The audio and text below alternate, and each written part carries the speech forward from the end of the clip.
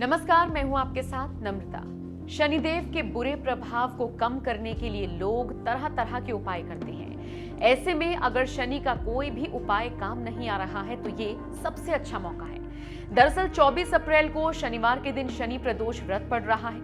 ये व्रत हिंदू महीने के दोनों पक्षों की त्रयोदशी को होता है, जिसके चलते इसे शनि त्रयोदशी भी कहा जाता है।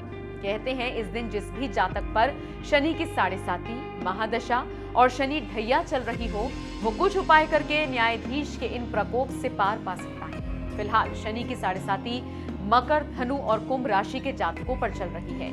वहीं मिथुन और तुला राशि के जातकों पर शनि की ढैया का प्रभाव है। इन राशि के जातकों के लिए शनि त्रयोदशी बेहतर समय है शनि के बुरे प्रभाव से छुटकारा पाने का।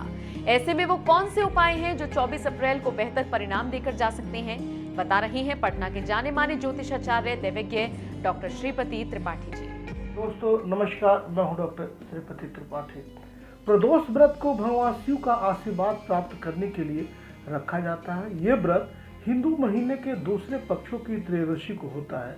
प्रदोष जब सोमवार को आता है तो उसे सोम प्रदोष, मंगलवार को आता है तो उसे भौम प्रदोष और शनिवार के दिन आता है तब उसे शनि प्रदोष कहते हैं। इस महीने की 24 अप्रैल को शनिवार के दिन शनि प्रदोष व्रत है। कहा जाता है कि इस दिन कुछ विशेष उपाय करने से शनि 7.5 और शनि अढ़ैया का प्रकोप कुछ कम हो जाता है। शनि प्रदोष या शनि की 7.5 वर्तमान में मकर, धनु और कुंभ राशि वालों पर चल रही है।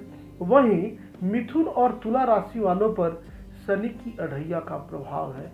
जिन पर शनि की महादशा या शनि की दशा चल रही है उनके लिए शनि प्रदोष करना काफी फलदायी माना जाता है। इस व्रत को करने से शनि का बुरा प्रभाव कम धीरे धीरे होता चला जाता है। शनि की कृपा प्राप्त होने लगती है। शनि प्रदोष के दिन किसी भी तरह की परेशानी से छुटकारा पाने के लिए भगवान शिव जी का अभिषेक करना चाहिए। इस दिन दशरथ स्तोत्र का पाठ करना भी फलदायी माना जाता है।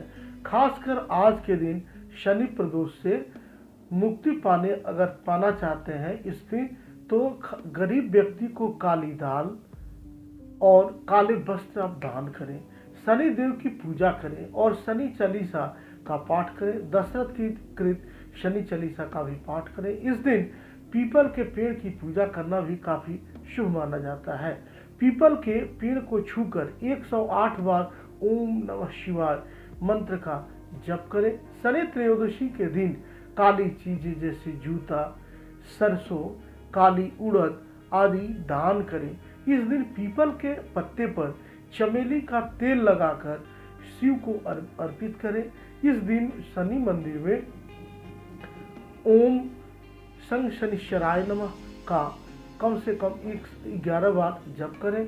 इससे शनि दोष दूर होता है।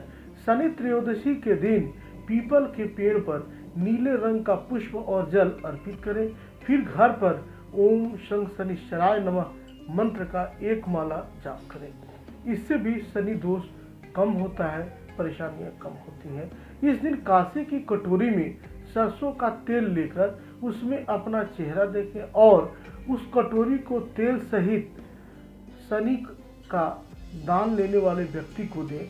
आप कांसे की कटोरी की जगह स्टील की कटोरी भी ले सकते हैं, लेकिन कांसा सबसे उचित और पवित्र है, इसलिए वही उचित होगा। इससे शनि प्रसन्न होने की मान्यता है। शनि प्रदोष के दिन पीपल के पेड़ की परिक्रमा करें और इसके नीचे बैठकर हनुमान चालीसा और सुंदर कांड का पाठ करें। ऐसा करने से शनि पीड़ा से मुक्ति मिलती है और शनि की कृपा प्राप्त होती है।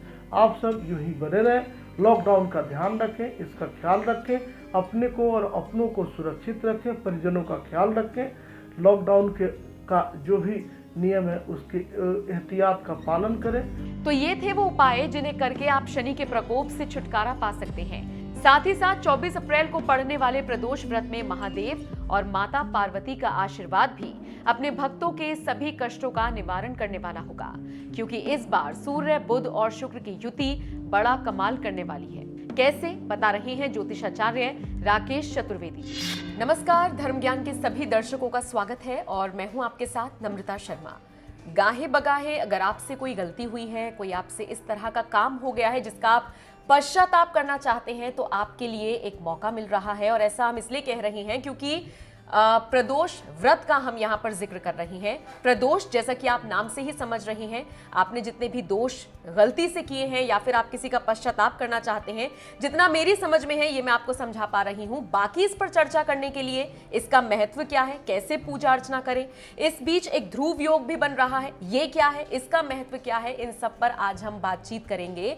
और चर्चा करने के लिए हमारे साथ जाने माने एस्ट्रोलॉजर राकेश चतुर्वेदी जी मौजूद हैं। सर, बहुत स्वागत है आपका। जी, नमस्कार, धन्यवाद दर्शकों। राकेश जी, प्रदोष व्रत है क्या, ये विस्तार से समझाइए। बिल्कुल नम्रता जी, बिल्कुल सही प्रश्न किया आपने, क्योंकि अक्सर हम महत्व तो जान लेते हैं, सब कुछ जान लेते हैं, उसका बेस ही नहीं जानते कि उसकी शुरुआत क्यों हुई और किस कारण से उसका महत्व है।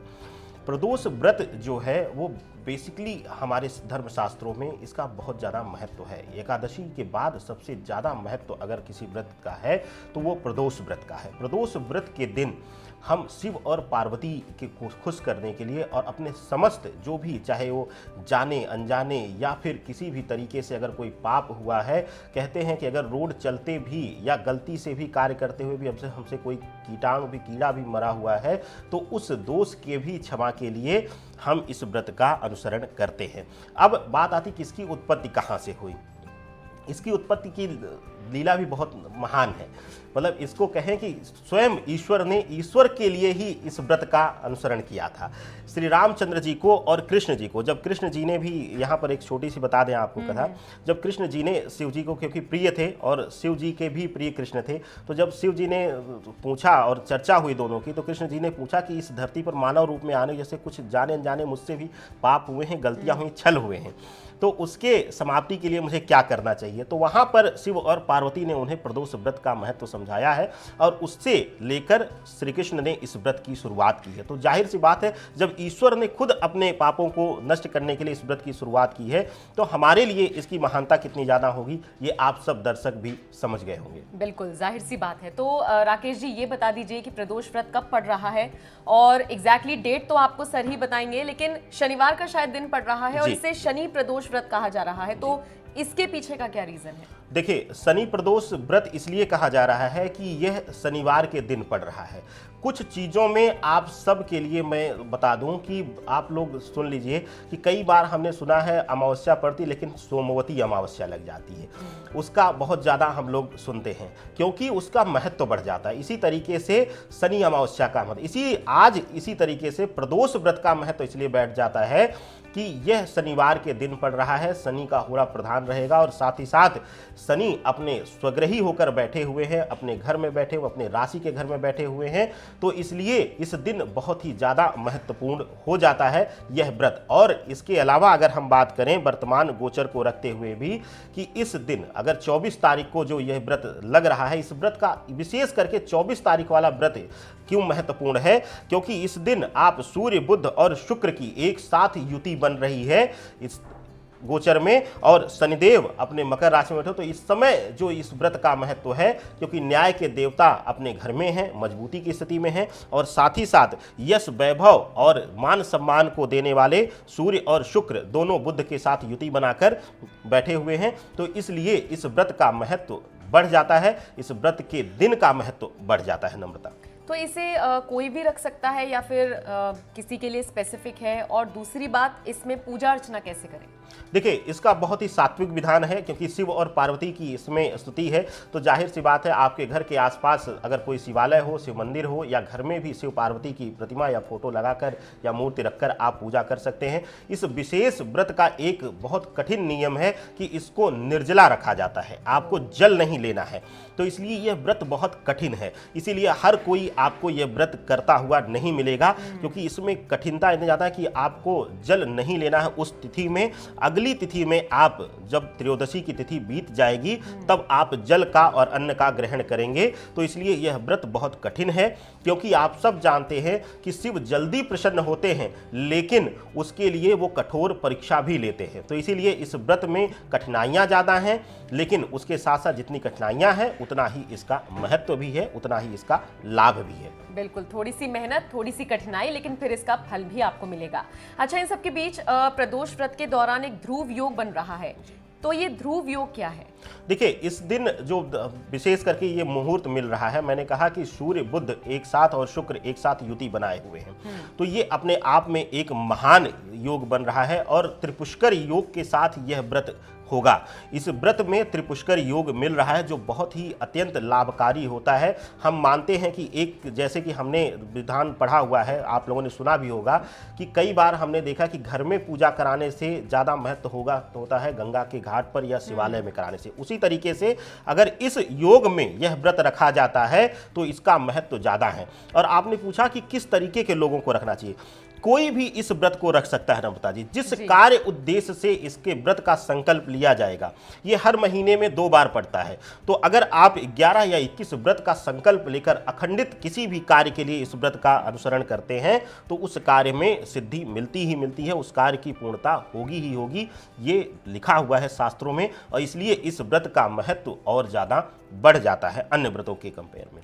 चूंकि आपने इसका इतिहास बताया भगवान शिव और पार्वती से जुड़ा हुआ, तो क्या हम इसको ऐसे मान सकते हैं कि के जीवन में, जिनके दाम्पत्य जीवन में कुछ ना कुछ समस्या चल रही होती है, वो भी इस व्रत को कर सकते हैं तो उनको फल प्राप्त होगा? बिल्कुल करते हैं। और विशेष करके यहाँ पे नम्रता जी बहुत अच्छा प्रश्न कर लिया आपने। मैं आपको एक चीज़ और बता दूं कि अगर किसी की भी कुंडली अगर मंगल दोष से पीड़ित है, अगर हम अक्सर सुनते हैं कि मंगली है लड़का लड़की और विवाह में बहुत ज़्यादा दिक्कत हो रही है, देरी हो रही है, तो अगर कोई भी मंगल दोष से पीड़ित है और वो इस व्रत का अनुसरण करता है और शिव पार्वती का व्रत रखता है और नियम के तहत निर्जला व्रत रखकर और उद्यापन करता है, संकल्पित लेकर लेकिन करिएगा।